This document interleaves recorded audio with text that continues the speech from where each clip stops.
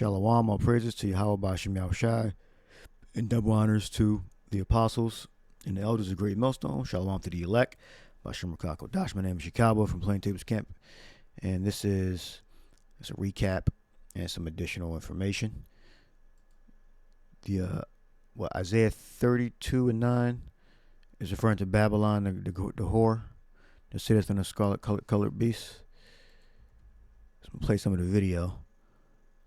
And it's going into Babylon, America, circling a drain. Shalom, all praises to Yahweh Bashem Yahushua from Plain Tables Camp, and not the black woman.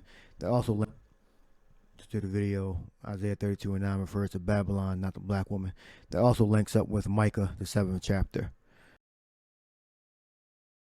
Apostle Tahar did a video in this a few months ago, in October. And I did a response, and this is the response here. So I'm gonna let's play a little of this video and then go into this article. It's a video in the article. All right, so let's let the apostle go into it. All right, so basically, Isaiah 32:9 is referring to Babylon the Great and the suffering that's going to come on Babylon the Great. All right. Yes, and we're in it. We're the black woman, the Judah, Benjamin, Levi, all the tribes we're in. But when it starts talking about the lament for the teats, it goes into the degradation. That's referring to the destruction of Babylon. All right, circling a dream. All right, before the missiles come, it starts talking about says, in a short time, in a little more than a year, you careless women will suddenly begin to care for your fruit. Crops shall fail, and harvest shall never take place. It says, tremble, you women that are at ease, throw off your complacency, strip you, make your pretty clothes, strip you of your pretty clothes, and put on burlap to show your grief. Yeah, because it's going to be a lot of suffering in Babylon. And beat your breasts in sorrow for your bountiful farms and your fruitful grapevines, for your land will be overthrown with thorns and briars, and your joyful homes and happy towns shall be gone. All right, so it's leading up to the complete destruction of Babylon the Great. All right, so the elder speak. It says Isaiah 32:9 refers to Babylon the Great, not the black woman. All right. Prediction of Babylon's fall. Okay, so here we at the 9th verse. This is a famous verse. Listen, you women who lie around in ease. Listen to me, you who are so smug. Now we use that for these women, and it doesn't. We can use that. We could, scriptures can be used twofold, right? But it's really the woman is talking about that woman that sitteth upon the scarlet-colored beast. That's what it's really talking about when it says you women that are at ease. It says, "Rise up, ye women that are at ease. Hear my voice, ye careless daughters. Give ear to my speech." All right, so it's referring to the woman that sits on the scarlet-colored beast, like the apostle said. All right, America. All right, many days and years shall you be troubled, you careless women, for the venture shall fail, and gathering shall not come. And then the other apostle goes into the economic downfall. So America's slowly circling a drain. No, you get that, and then it links up with Micah also. Same difference. All right, so that was a recap on that. So you can search for on my page for the full video. You search for response to apostle. Isaiah 32:9 refers to Babylon the Great, not the black woman. You'll find that on this channel. The full video. And this is to alienate more of America's allies in the EU and NATO. Biden signs executive order strengthening sanctions against Russia's military industrial base. Now, Biden signs executive order allowing further sanctions enforcement on Russia. I think when I was searching for it, it said that they are sanctioning countries that do business with Russia. Let me see.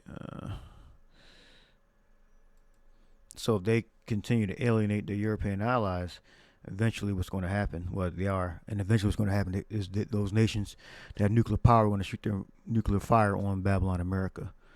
All right.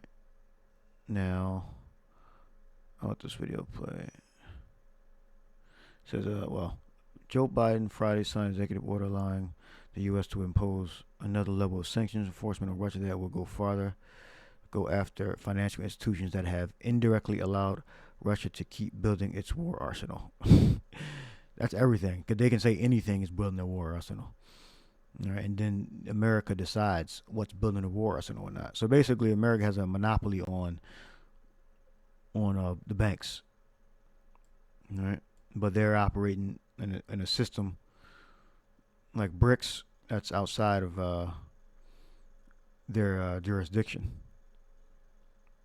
Because if that was a fact, then they would sanction all the BRICS countries.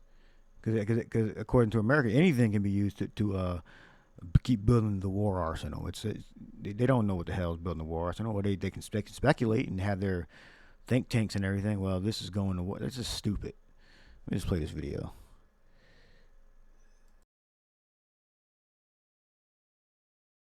Vladimir Putin saying there will be no peace in Ukraine until Russia reaches its goals. He says Russia wants what he calls demilitarization and neutral status for Ukraine. In other words, surrender. For the first time since Russia invaded Ukraine, Putin held his year-end press conference voicing confidence in his combat goals. Russian state media says at least 2 million questions were submitted to the event, which lasted more than 4 hours. ABC News' Patrick Reevell has more. Hi, Elizabeth. This was Putin's annual marathon press conference, and he skipped it last year for the first time in years when the war in Ukraine was going very badly for Russia. That he held it this year suggests he feels more back in control. Perhaps the most important thing he said was that he made clear his goals in that war are unchanged. He said the fighting will continue until the demilitarization and denazification of Ukraine, repeating the same false claim that the country is run by Nazis. That means he still wants Ukraine's full capitulation, regime change, and for Kyiv to give up ambitions to join NATO and the European Union. With more US aid in doubt right now, he's projecting confidence. Putin was also asked about a prisoner swap for Wall Street Journal reporter Evan Gershkovich and former Marine Paul Whelan, who Russia is holding hostage. Putin said Russia wants an agreement and that there is a dialogue around a possible deal, but the US must listen to Russia. And just this month, the US said Russia had rejected a substantial offer for Gershkovich and Whelan. One other thing that did stick out as probably the strangest moment, a student from St. Petersburg called in via video link using a deep fake filter that made him look like Putin. Now take a look at that. Я студент и учусь в Санкт-Петербургском государственном университете. Хочу спросить, правда ли, что у вас много двойников?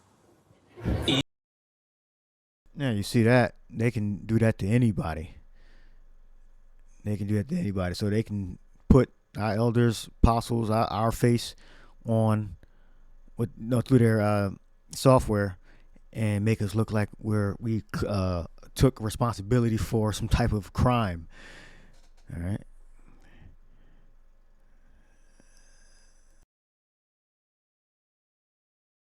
Хочу спросить, правда ли, что у вас много двойников? И еще, как вы относитесь к тем опасностям, которые несет? Да. Вот я смотрю, вы можете быть на меня похожи и говорите моим голосом. Но я подумал и решил, что похожим на себя и говорить моим голосом должен только один человек. That was a reference to rumors that have become increasingly popular on the Russian internet that Putin has multiple body doubles. The Kremlin has denied it, but clearly today shows they're aware of how widespread those rumors have become. Elizabeth? Yeah, so it's propaganda that, in my opinion, that Russia is losing the war or has ever been losing the war in Ukraine. And when Ukraine is defeated, I'm hearing rumors about, well, that means NATO is useless unless they start escalating, into a war. It's useless because they failed to aid one of their proxies, Ukraine, into waging war against Russia. So that's going to further be a domino effect on the no confidence in the beast, all right, and the dragon, and eventually they're going to shoot their nuclear fire. All right, and before that, you're going to have the implementation of the RFID microchip. All right, so I'll leave that there. Hope you edified. Shalom.